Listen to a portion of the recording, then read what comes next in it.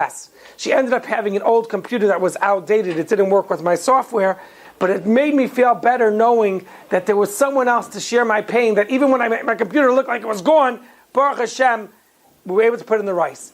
Thank God, after 48 hours of rice treatment and rice therapy, it got better. And their computer had her for Shalema. But I was touched by Harbe Shluchim Lamakom.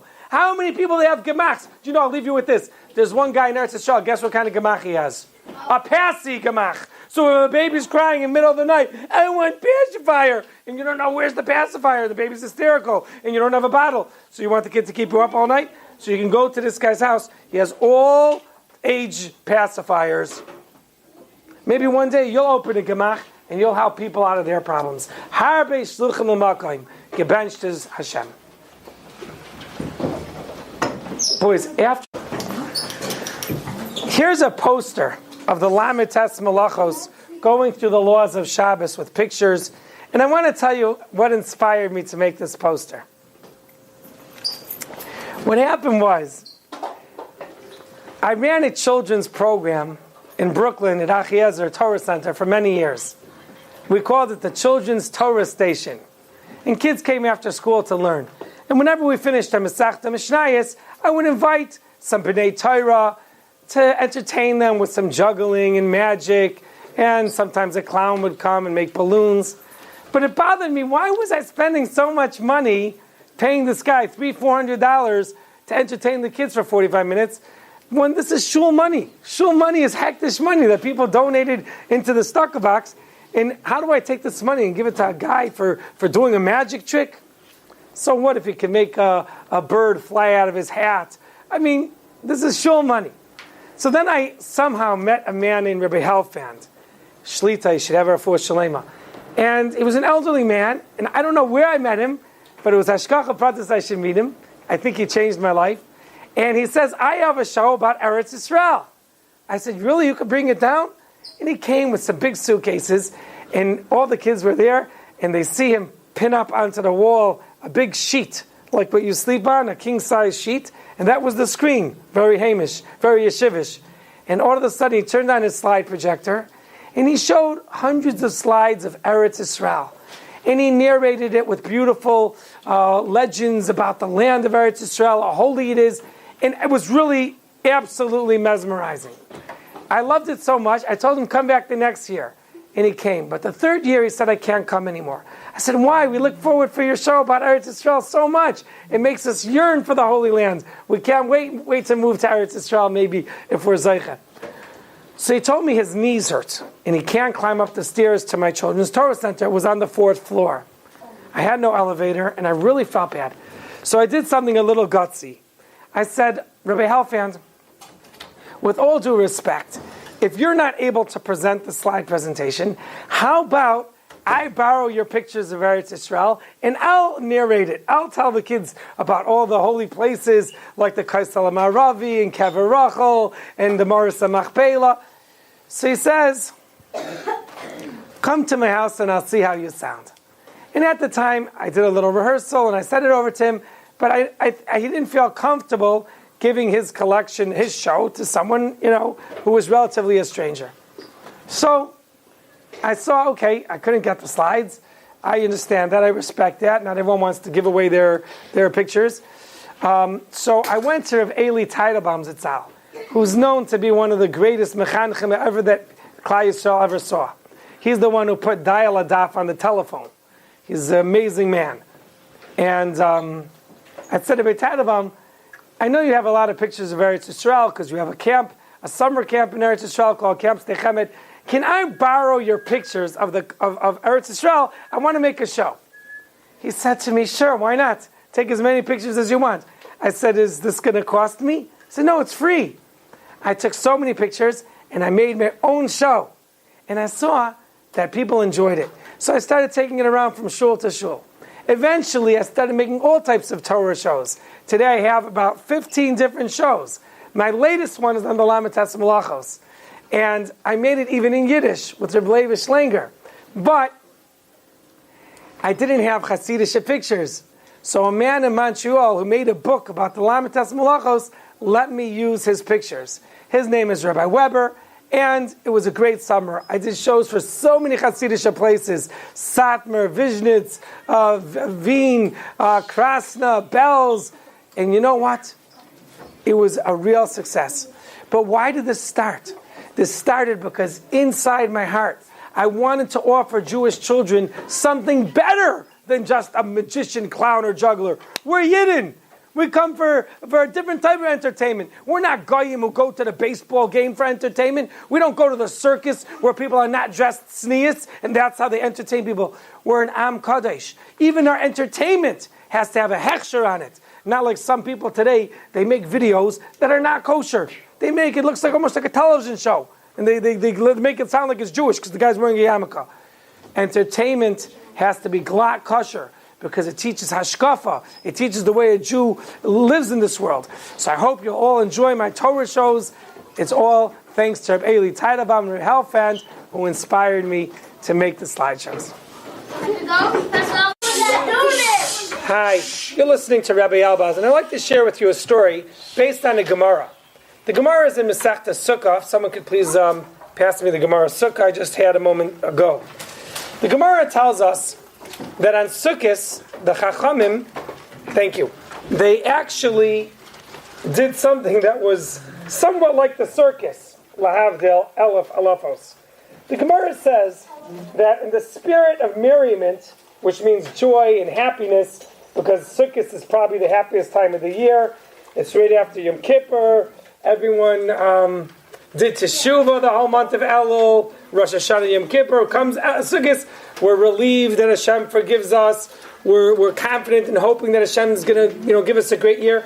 So Sukkot is really a wonderful time of warmth and happiness. You mamish feel like Hashem hugging you as you sit and sleep and eat in the sukkah.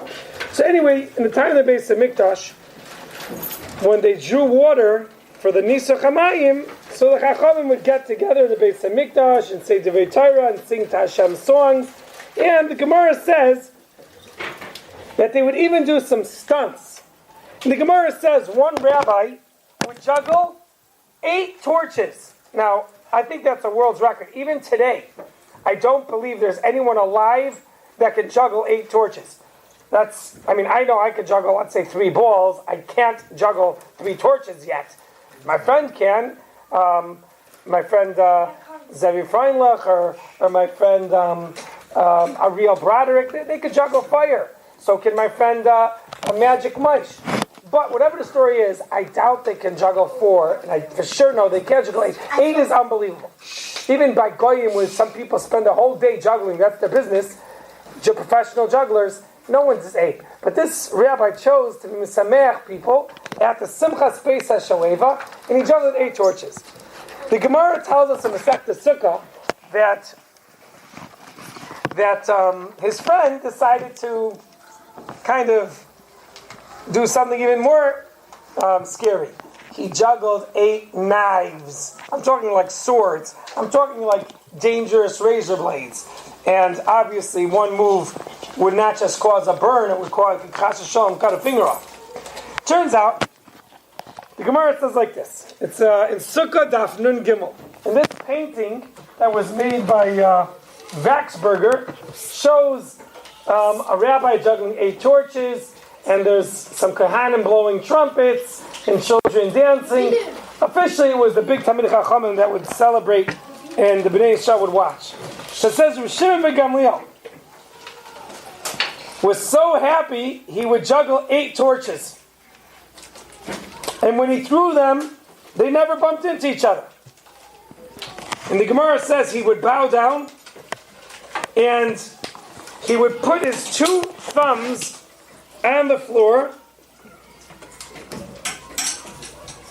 and somehow he would stand up and he would kiss the floor of the Beis HaMikdash, which the Gemara says that no one else could do that. In other words, it's balancing on thumbs, standing up on your head, kissing the floor. The Gemara says he was the only one in the world that could do that. I think the Gemara also means that there's no one in the world that could juggle 8 torches. It turns out there was another rabbi that decided to juggle 8 glasses of wine. Now, I have no idea how he was able to juggle a liquid without gravity just pulling the liquid all over the floor. You see, there's a miracle called gravity. We call it nature, but it's really a nace. That how come the cup of soda is not just flying all over the air? After all, the Earth is spinning so fast in orbit in the Milky Way, in the solar system, and technically liquid should be flying, but Hashem pulls things down through gravity. So when he juggled 8 cups of wine, technically the liquid should have been all over the place. But somehow he was able to do it. This is mind-boggling. I don't think there's anyone in the world today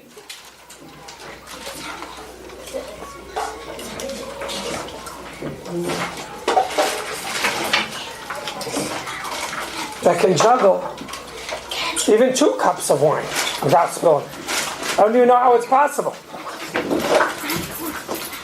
So the Gemara says, Levi would go in front of Rabbi Yehuda Hanasi, and he would juggle 8 swords, 8 knives. Shmuel would go in front of Shavor Malka.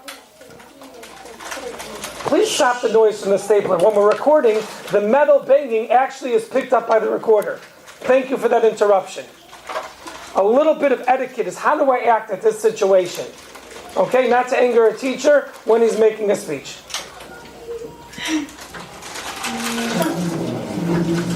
So the Gemara says that Shemuel juggled 8 cups of wine. And the Gemara says Abaye juggled in front of Rava 8 eggs. Some say it was 4 eggs. And the Yeshua ben Chananya says, if you did not see the Simchas Pesach Shoeva, you never saw such a celebration. Now don't compare this to a circus. I'm sure their kavanah of juggling the fire or the swords or the eggs or the wine had a deeper meaning. I wanted to suggest what we can learn from this Gemara. There are 4 parts of the Torah. Pshat. Pshat means this is the simple meaning. Then there's remez, hints in the Torah to things. Drush, the way you understand it. And Sod, the Kabbalah. So each of these 4 rabbis was actually also showing off somehow his expertise in these areas. We could say the egg is like the sod, it's a secret. When you juggle eggs, he was probably sharing the secrets of the Torah. The fire, that's the drush of the Torah. The knife, that's the pshat. And the wine, that's the remez. But I wanted to say another thought. You know what this Gemara teaches us about these jugglers? That in life we all have to juggle. I used to juggle in front of a chassan in Kala. I one time got at a garage sale these beautiful, colorful marbles that were gigantic. Blue, green, and they were very big. And when I would juggle it, it was captivating because they would shine with the reflection of the light. And it was just a beautiful thing, and I would make the chassan and kala happy as I juggled. I remember one time, I had a white bird under my hat. And I wanted to make the chassan and kala happy. And I would juggle, and then when I was done, I would take my hat off, and the bird would fly around, and this was very exciting. I still remember one time, I did something dangerous. I was on a pizza tray, a metal round pan. Some chevra were holding it up, and I was dancing on it, up in the air. And it was pretty easy because they're strong guys, and it wasn't going to crack or bend, and it held me up.